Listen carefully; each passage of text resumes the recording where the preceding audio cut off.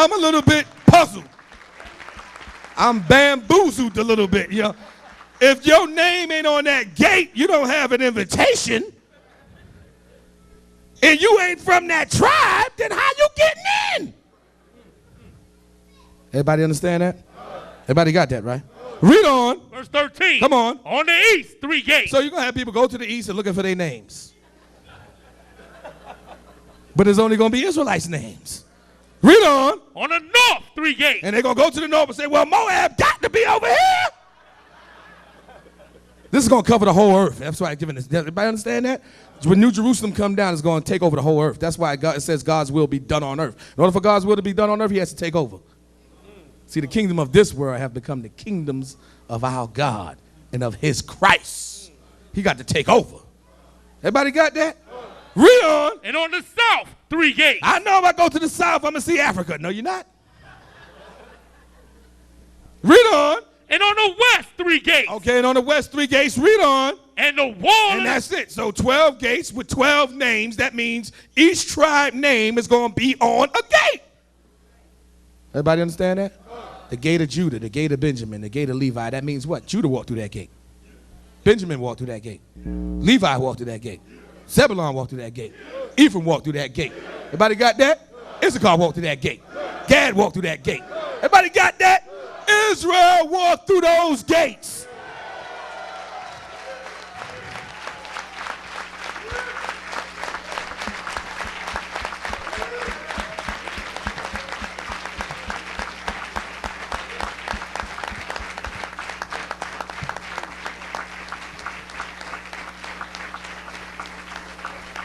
I don't care how much you don't understand the Bible. You understand that. So you got to take some stuff easy for them to understand.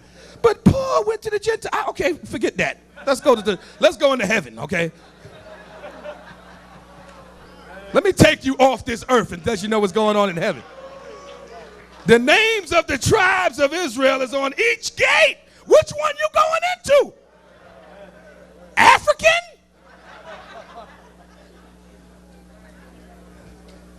Everybody got that, right? Everybody see that, right?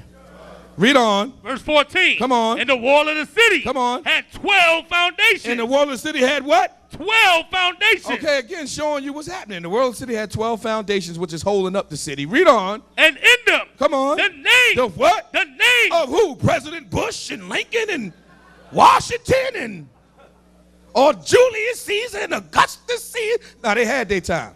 See, they put their names on signs. They signs. They got their signs already.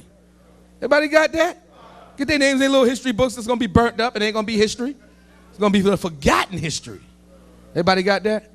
But who name's going to be in the foundation? Read on. The name. The what? The name. Come on. Of the 12 apostles. Come on. Of the land. So go back to the book of Matthew chapter 6 and 9.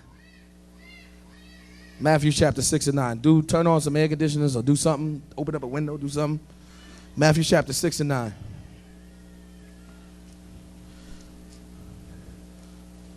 See, the Bible, it ain't until you come into the truth that you understand the end.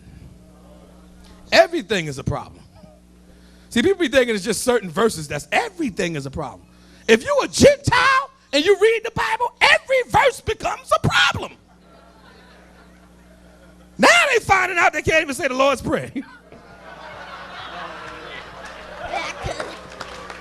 that something? Ain't that something?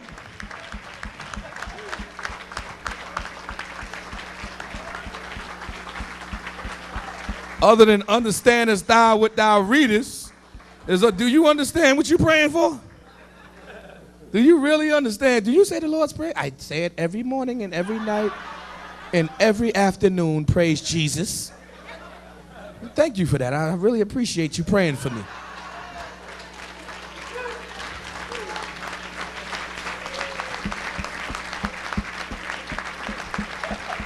I appreciate your prayers, even though they ain't worth much.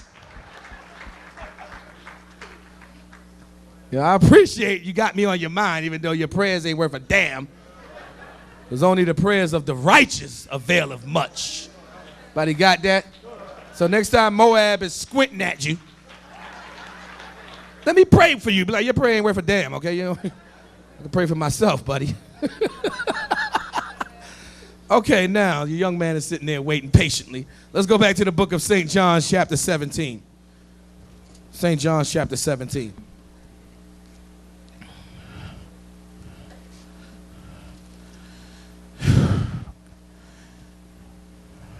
And then we're going to go back to Amos chapter 3. Everybody got that? Real quick. St. John chapter 17 to put us back in the proper perspective. St. John chapter 17, verse 14. Read it one more time. I have given them that word. Read it again. I have given them that word. Yes, now you have to understand, there's got to be something wrong with this word in the sight of every nation. For Christ to give us this word and for everybody, not 2 or 3 people, everybody to be against it. That means this word has to be against everybody.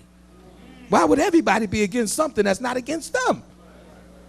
This is the one thing that unites all nations. If I'm not right, then explain to me why when Jesus Christ showed up, all nations were united and willing to fight and make war with Christ.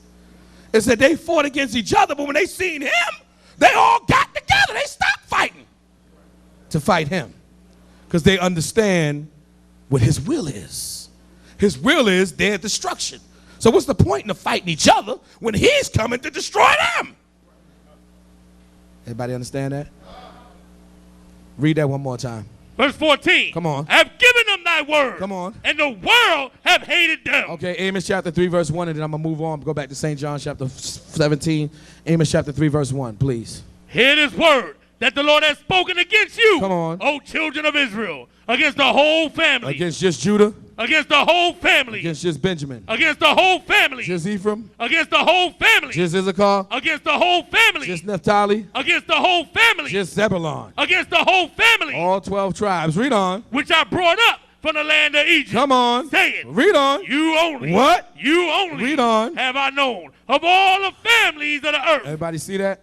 That's the point. That's all I need, because that's the point. God only recognizes the nation of Israel. Do everybody understand that? Everybody got that? Okay, now go back to St. John chapter 17. That's the word that God gave us. And that's why the world hate us. When they find out what you're teaching, they hate you. They can't believe it.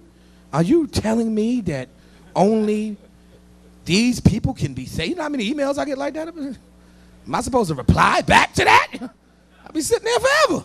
Of course that's what I'm telling you. You got the message. You just want to feel special and get a reply now, don't you? You understood what I was telling you?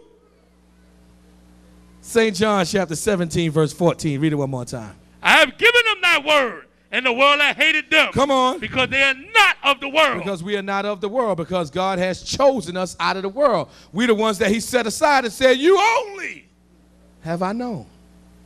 Read on. Even as I am not of the world. Read on. I pray not that thou shouldest take them out of the world. Read on. But that thou shouldest keep them from the evil. They are not of the world. Come on. Even as I am not of the world. Read on. Sanctify them through thy truth. Clean them up, do the truth. Read on. Thy word. Read it one more time. Thy word. Read on. Is truth. Read on. As thou hast sent me into the world. Read on. Even so. Read on. Have I also sent them into the world. I don't know why people don't understand this verse right here. Verse 18 is very important. Y'all see verse 18? Look at verse 18.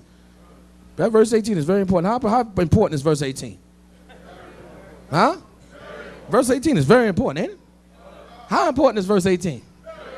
It's very important. You know why it's very important? Because people always try to come up and say, where did you get the authority? What are your credentials? What theologian school did you attend? Are you ordained as a minister? Right here, Christ is cursing out the world. And he's saying that he's sending the Israelites into the world. Like God the Father sent him into the world.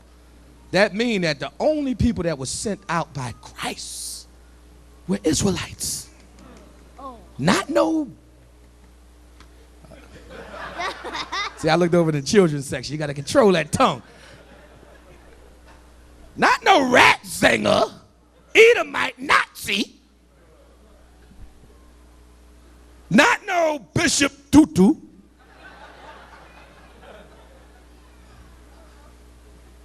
Not even Creflo Dollar. Why? Because he a Gentile. Don't he tell you he a Gentile? Well, looking at me. With Creflo. Yeah. Stick with me in the understanding, brother. Talking about the Israelite Church of God, Jesus Christ. If you ain't coming as an Israelite out of the Israelite nation, then you ain't coming. You're not an Israelite. Everybody understand that? We tell you what an Israelite is. Because we produce them. Everybody understand that? Look at all these babies. How we not going to know what an Israelite is? It ain't you.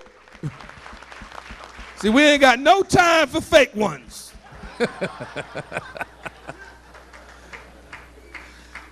Everybody got that? We know what Israelites are. They come out of our nation.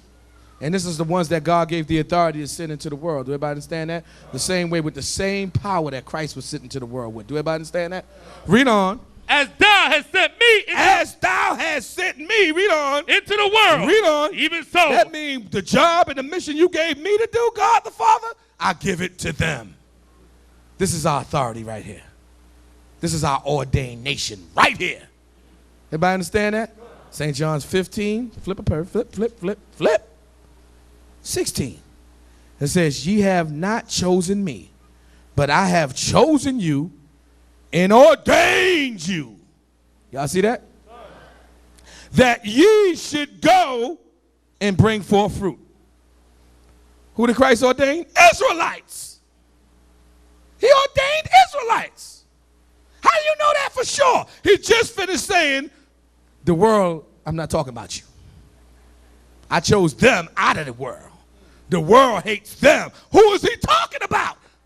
Israelites. Everybody got that? Now, what nation got to say to you after that? You going to go against Christ's will? He just said he ordained the Israelites to be the ones to go out into all the world and let them know what God is all about. Makes all the sense in the world, especially when you go back historically throughout the scriptures. What did God always tell the nation of Israel? You are my witnesses. You're the ones that know about me. You're the ones that seen everything that I did. Go tell everybody. So how is it different now? What the Chinese got to say about the God of Israel? Huh? They don't know nothing. What Africa got to say about the God of Israel? They don't know nothing.